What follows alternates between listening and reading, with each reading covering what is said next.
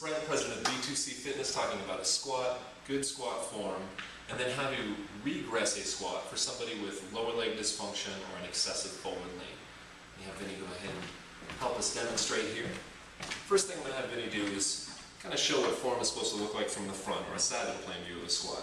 First thing we need to do is align our lower body joints. So we want hip, knees, and feet in straight lines. That is, feet should be hip to shoulder width apart and parallel to each other. That's either first toe or second toe parallel to each other.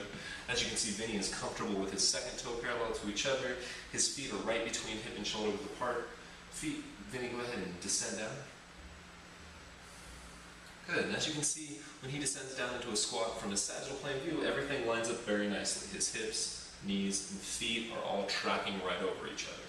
So, next thing we're going to do is show a frontal plane view.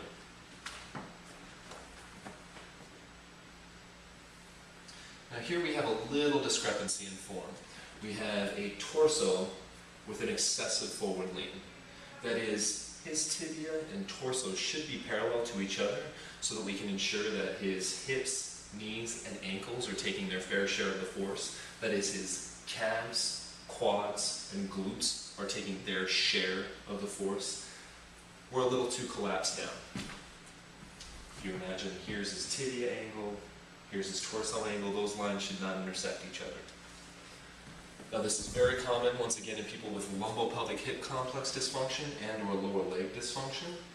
We can make an adjustment to his squat so that he can continue to resistance train using a squat by just doing our ball wall squat regression.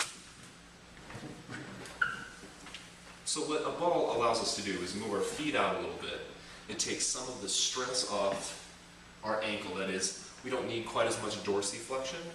It also forces us to lean back a little bit so that excessive forward lean is then corrected for.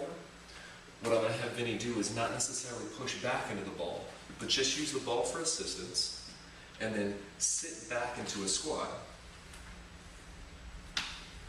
just as he normally would. He's then going to use his glutes to drive his hips forward as he comes out. Now this looks pretty good. If Vinny had been working on his corrective exercise strategy, we noticed he had progressed, we might try to create an intermediary step between this and a normal squat. And that's simply the ball out in front squat. So now we're giving him a little bit of a counterbalance. So, unfortunately, at this point in time, Vinny goes right back to that excessive forward lean. So we know where Vinny should be at for now. We're going to go right back to that ball wall squat. His form looks good there. We'll make sure in his warm-up we'll continue trying to correct this dysfunction. This doesn't mean we can't progress this exercise, however. Once Vinny is doing this squat well, we can go ahead and add dumbbells. And if we're doing strength training, this can be heavier dumbbells, keeping our reps under 12. If we're doing endurance training, we can use slightly lighter dumbbells to keep our reps between 12 and 20.